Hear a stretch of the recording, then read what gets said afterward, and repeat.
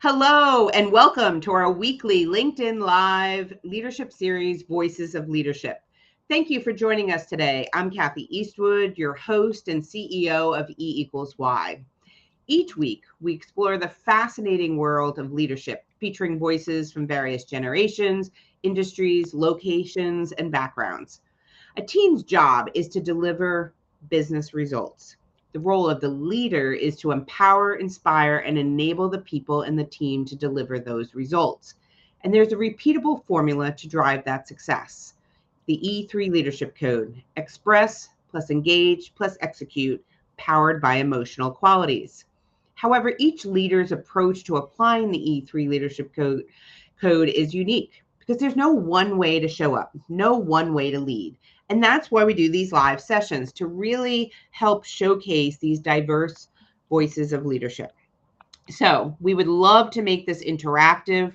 There's a chat here. You can join us. Please feel free to let us know where you're dialing in from. Feel free to put your LinkedIn and network with others, and ask questions. I know Kevin, our guest today, is very anxious to be answering your questions that you might have. So, speaking of the guest, today's guest is someone that I've had the privilege of working with and cheering on for over 6 years. I can't believe it's that long, Kevin. Kevin Seaman is now the Senior Director of Customer Experience at Logic Hollis. But even back then, it was clear that he was leading with purpose. He cared about people, asked smart questions, and focused on delivering value that lasts.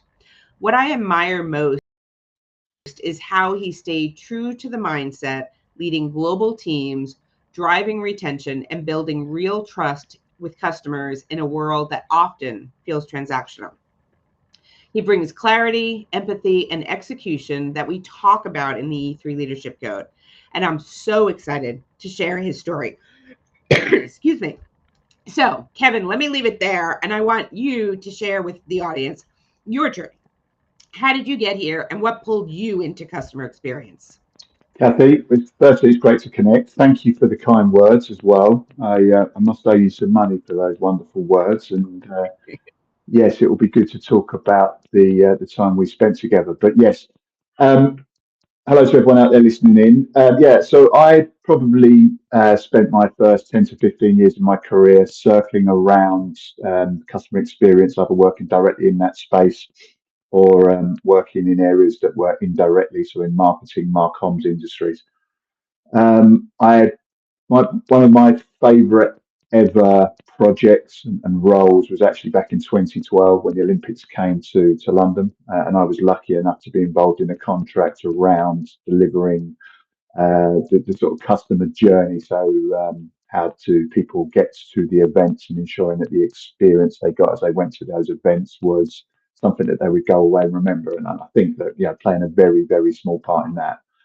Um, Partly as a result of that afterwards, and it was that sort of moment of thinking, well, is that the best I'm ever going to get to? The Olympics is my final thing. So what do I do at that point? How do I use my skills? And at that point, I really centered on a move into more of a customer focused role and delivering on that.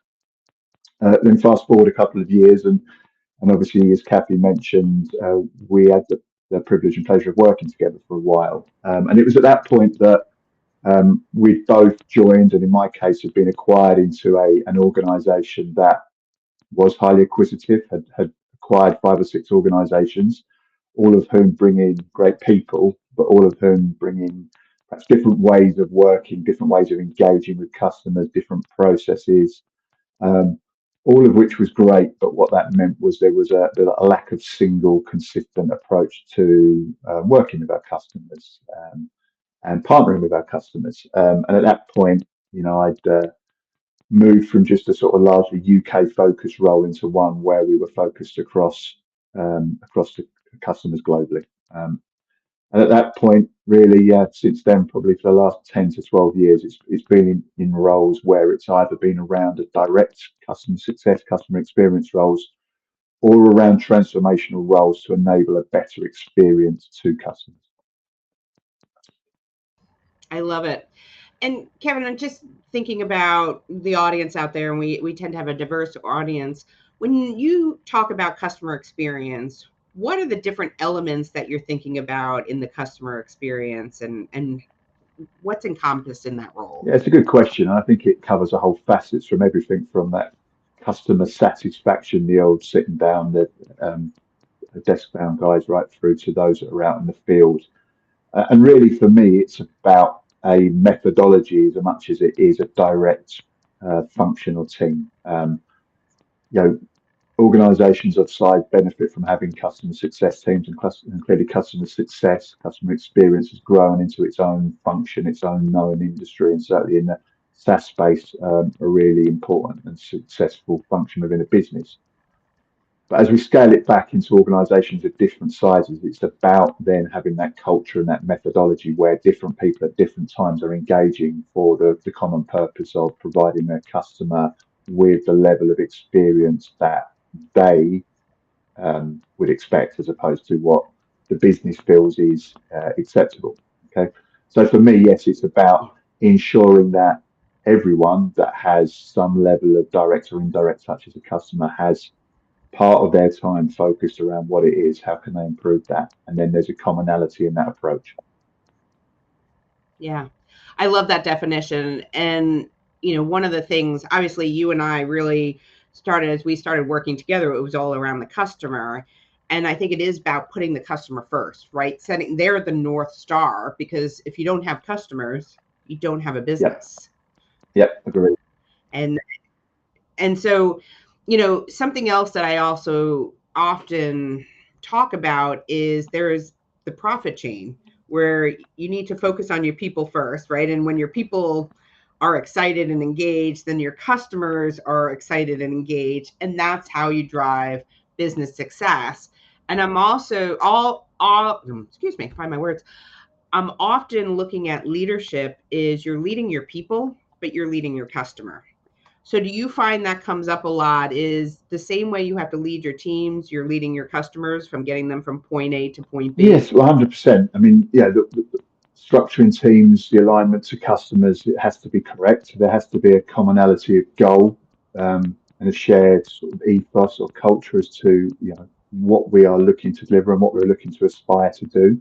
Um, Clearly, I would also look at, whilst all customers are important, it's customer first. There are always within an organization, it's important to look at your customers and understand those that might require or might be worthy of an increased level of service. So the platinums, the golds, whatever the way organizations want to skin it, there will always be some element of pyramid model to the way you should be approaching that experience and that service to the customers based on their importance, growth potential, what they spend with you, and a number of factors, even to reputational, damage or whatever that could be caused as a result of something that was to go wrong in a service that you're providing. All have to factor the ways that you're dealing with, and then you're going to tailor your team and the alignment to those customers. So yeah, to me, that it's about ensuring that at the base of all of that, there is a common approach and a common methodology, and then that's tiered based on the different types of different importance levels of the customers that you're working with. I love it. And actually, I'm going to jump because we have a question from the audience here, Kevin. Ralph is asking you, what advice do you have to keep your team focused on the mission Yeah, and serving your yeah, great customers? question. I mean, I suppose first of all, does everyone understand the mission? Would be my first playback to that question. It can sometimes be easy, and as leaders, we can think, well, everyone knows what our overarching mission is, our overarching goal, our strategy is, but sometimes you have everything from new joiners through to just that message has not properly landed. It was delivered in a kickoff, and it needs to resonate and land. So the first thing to do is always to make sure that the mission of the organization or the mission of the function is understood by those that are working in it. And then it's about ensuring that through everything from goal setting at an individual level, that those goals can be used to remind and measure people on their alignment to that mission, but also about just taking opportunities either in a team or individual scenario to play that back and have those discussions with individuals and teams around. where are we at? Where are we at in that journey with the customers that you're looking after, the mission that we're looking to achieve, whether it be a increase on NPS score through to the increase on profit growth, revenue share, whatever it is. Those sort of things are important to remind teams of what we're trying to achieve and how we're going to do that and what are the pillars we have in place to do it. So I hope that's. I love it. And what's interesting is whether you realize it or not, right? You clearly articulated you need to express the mission. What are we doing? Where are we going? How are we going? It engaging your people, making sure that they understand it, they're bought into it, right? They're engaged, and then setting clear goals and delivering on it. And that's the Yep. E3 leadership code. And I think the other part of when I started working with you and the team from the UK, when you all came on board, the thing that impressed me most was your commitment to the people. And people were number one. And was that something you guys had clearly, set forth on your mission? Part of your mission is that the people are critical. Yeah, I think so. And I think at that time we clearly benefited from having a sort of startup, a number of folks that had joined at a similar time and had seen the business grow from small 10 to 20 people into at the point we required 120. And we as you know branched out from just the UK to have presence in Australia and Poland. But at the heart of it, we've managed to keep that culture, that common approach, and people that were focused first around the customer. Now, that didn't mean that we always delivered really highly mature processes, and we didn't always hit the mark with our customers. But at the heart of it, our customers, were something that we cared about and were passionate about. So I think, we were fortunate to have come from that and have a group of customers that equally we'd gotten to know really carefully and had really strategic level relationships with. So that's great. Um, Whereas, it becomes challenging is when that becomes part of a much bigger organisation. So much bigger, I suppose it's trebling the size of the organisation. Then things can become a little bit more challenging as different ways of working, different thoughts, different methodologies, different geographies come into play. So yeah. Yeah, and when we look back, and because I think that was a huge transformation, right, that both of us went through. And what are some of the biggest lessons learned for you when you think about bringing all of those different cultures together? Yeah, I think the first is to understand that there are different expectations, both at a customer level from different geographies and the way that success is measured. So that's important to understand as well, and it's also important to understand really that we understand what each customer, and certainly our most important one, is looking for us. How are they measuring us when we go out to them to survey them, or we ask direct questions? We need to understand what good looks like to them or what great looks like to them. But then at a geography level or people level, it's about ensuring that people have that thought process around based on the type of customer, the server, the industry they're working in as well. All of those sort of things need to bubble up to understand how do we need to approach this. What are the types of engagement and engagement models that we need to follow with those customers? Yeah, I love it. And kind of Carrie asked a question it's building upon that. But when you think about the customer success and the business metrics, what are some of the metrics that do come into play that you leverage as a leader when you Yeah. measure success? So I can see Carrie's question. Carrie mentions tools straight away, and I think tools help to do that. There are some great tools out there. I've had the benefit of working with tools such as Gainsight and Tatango, and I'm sure people listening will be shouting out others that they've used and are passionate about, and they all have benefits. But if you are lucky enough to be able to utilize one of the sort of customer success platforms, customer experience platforms, then clearly there are touch points and metrics that you can build into that both measure how you're performing with the customer's input into that, but also metrics that help you to measure how your people are performing in that space. What are the type of touch points they're having? When are they having those touch points? What's the quality of those touch points? So those sort of things become important in addition to the classic measures that you'd have around NPS, CSAT scores, and then just the profitability of customers and wallet share and all those other things that we're all looking at. So yeah, and I think also it's always important to have some element of subjectivity around the measurement of how you're doing with a customer. You're going to be asking people just to get a sense of how do they feel that that's going, and then play that back at times. Have those sessions with customers, whether they're formal QBRs, QSRs, or more informal conversations, but ensure you or your teams are playing that back to customers so that at least there's that handshake that how you think you're performing is measured or aligned to what how the customer thinks you're doing. So before we come, I want to get to your team in a second, but can you explain to the audience NPS, the Net Promoter Score? Because this really came out of customer experience, right? And I use it now in a lot of different places, but I'd love to hear your definition of this because it's not known to everyone.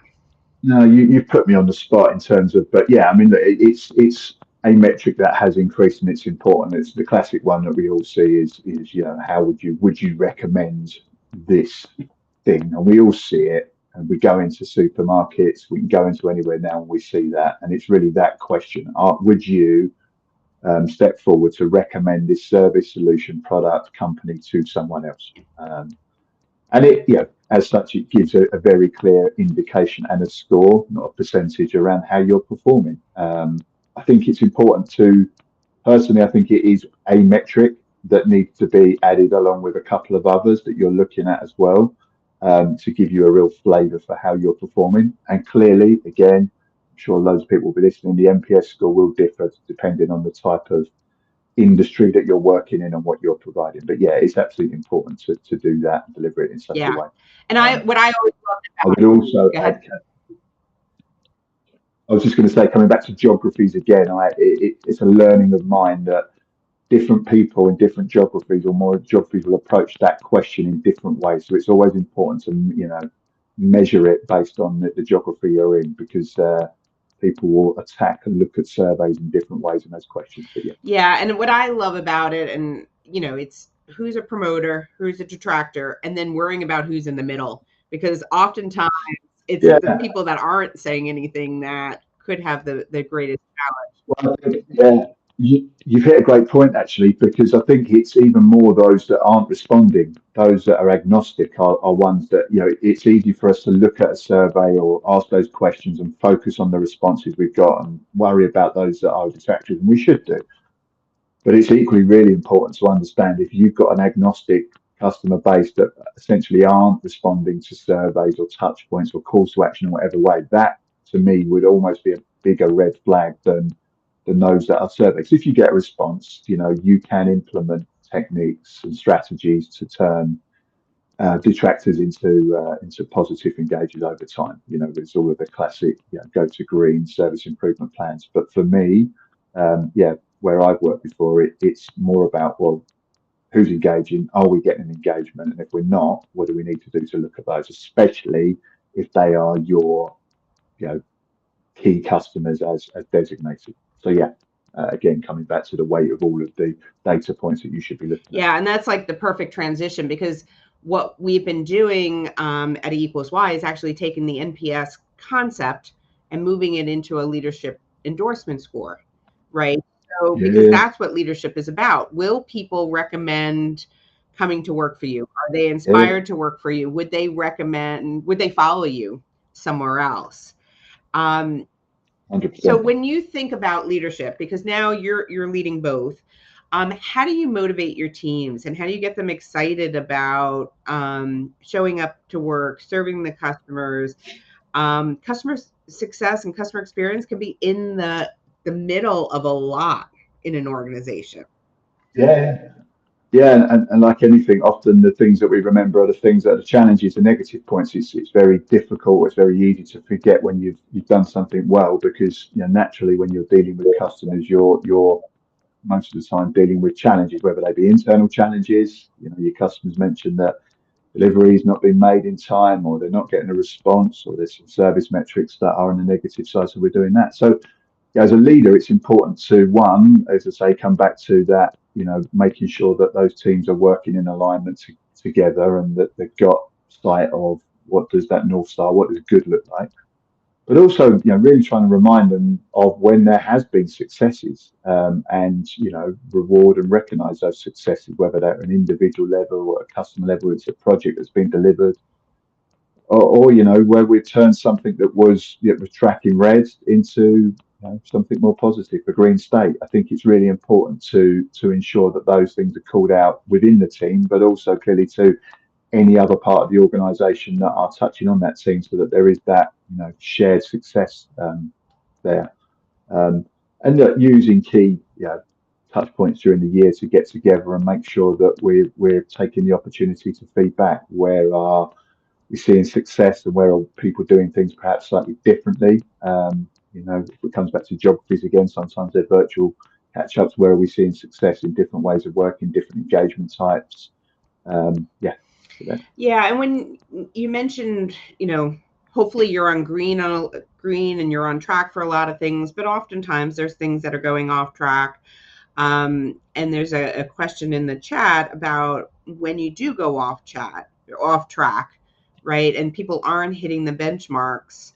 How important is it to address it right away? And how do you help correct people get back on track, and without impacting yeah. morale? Yeah, I've seen Ralph's question. It's probably one I'm nervous about answering to the nth degree, but it's, to the first point. Look, the first thing is it's critical that you get to it quickly and that people understand and know that they're off track or they're not at the level that's expected. First thing to make sure is that that level's known and understood. If you leave that lag time, then that creates a challenge. So it's about engaging, understanding why. Is it something specific to a portfolio of customers that that person might be managing, where there's some challenges within the industry, outside of your control, or is it something, at the individual level? And what might that be? Is it something that's just correcting or understanding, having some empathy around some challenges that that individual's going on? So all of those things should come into it. Then clearly, if it's, something that needs to be addressed, then, it's about agreeing jointly that there needs to be some uptake, there needs to be an improvement plan in place, and agreeing how that can be measured. I think that the final question, the difficult one, and is one as leaders that we have to just manage ourselves. When is it the right time? And sometimes it's that right time is jointly agreed or is recognised by the person that it's not right for them. It's not the right industry. It's not the right business. It's not the right customers, and that's it. You know, I would always look to try and make sure that we don't ever get to that end state where it's not right. But clearly, if we go in 3 months, 6 months, then we've not seen any improvement, then decisions have to be taken at that point. Yeah, and And yes, Ralph, celebrate. agreed. And I think it really is, it comes down to clearly articulating what good looks like. I think people get Yeah, frustrated with performance and like so and so is not meeting expectations. Well, have you clearly defined what expectations are? Do they know what good looks like? Are we on the same page? yeah, and also what are they in control of? Those that are involved in the customer experience, customer success are often not in control of the entire destiny of that customer. If you're in the IT landscape, it's often aligned to the management of systems, and we've got other people involved in that, and so it's also about understanding that, what are your team in control of, and therefore what can be really measured against, and what are the things that they're, reliant on other teams or other functions that to work as well. So it's important all of those things come into it. Yeah, Yeah, it's not a simple answer, but what I keep hearing you say is the awareness, right? And putting yourself in their shoes, understanding what's happening, what's needed, why might it be happening, what other, elements are going on, and that's so critical.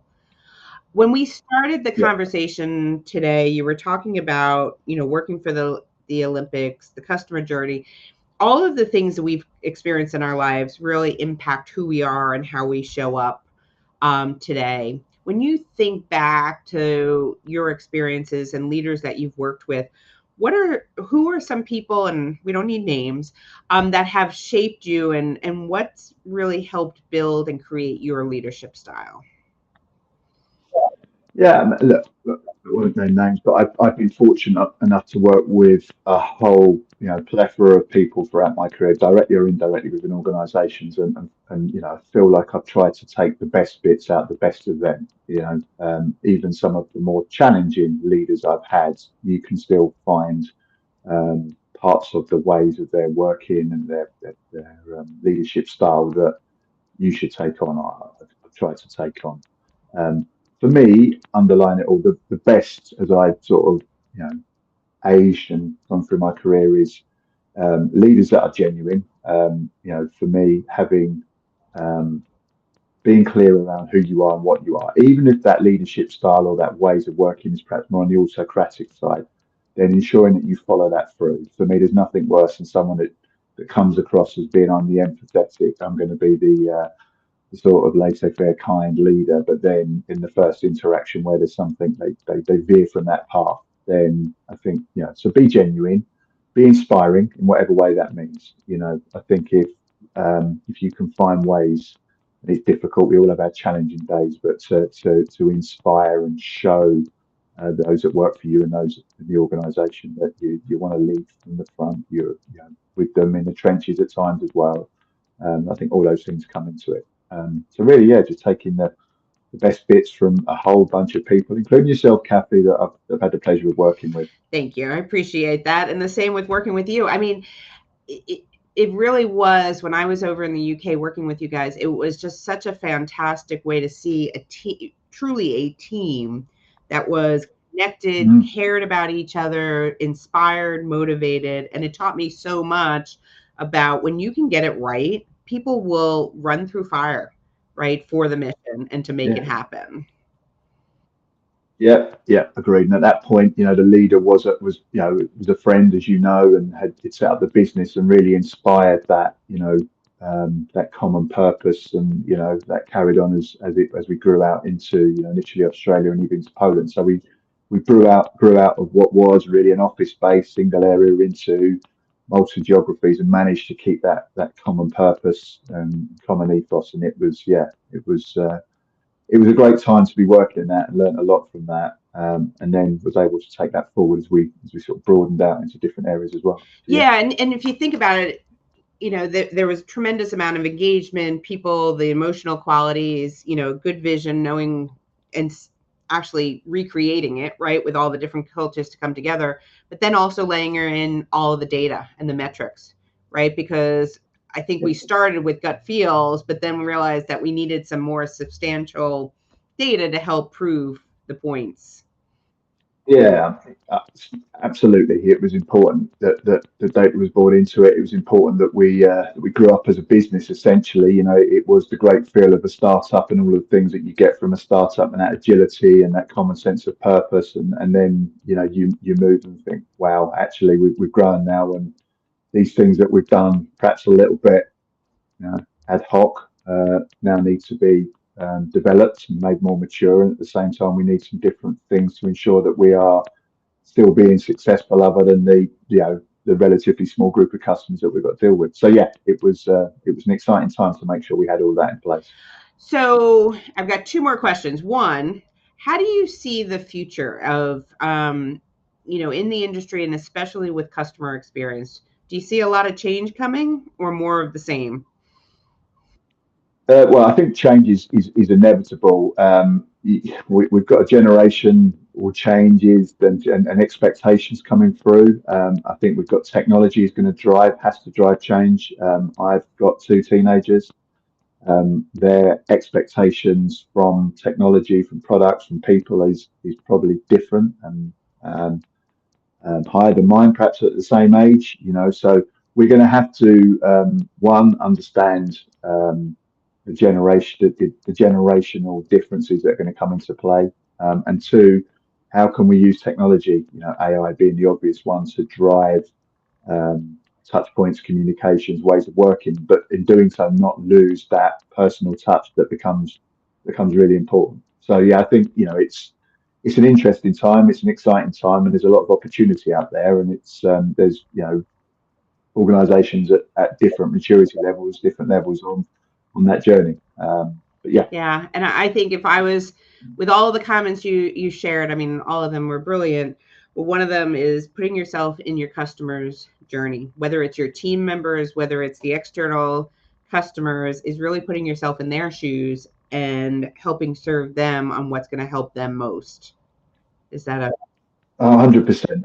I think, as you take on a new customer into that customer success, customer experience world, it's absolutely critical that the what does good look like comes down from the sales teams, from the service delivery teams, wherever it is. It's the handover to understand what are we being measured by, not just in classic SLAs or KPI terms, but actually why has the customer moved that service or solution to us? What were the challenges they were facing before?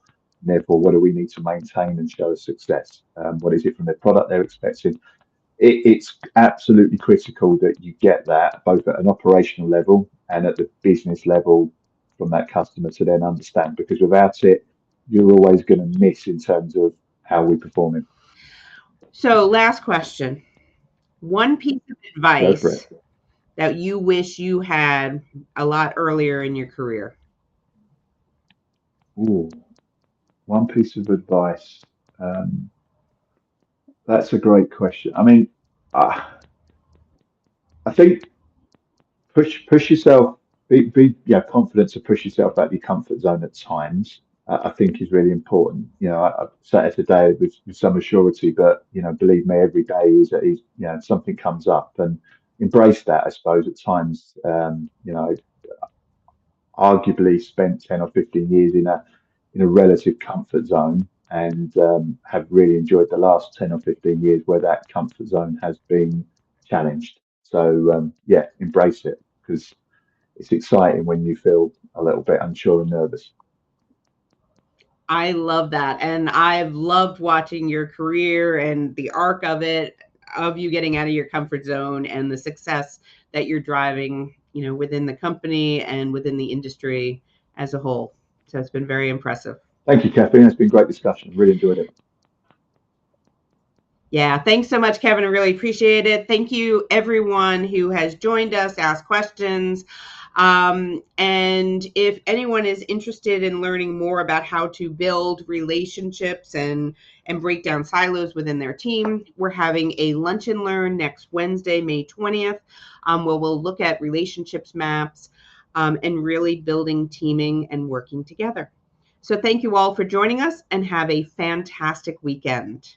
Thanks again, Kevin. Great to see you. Thank you.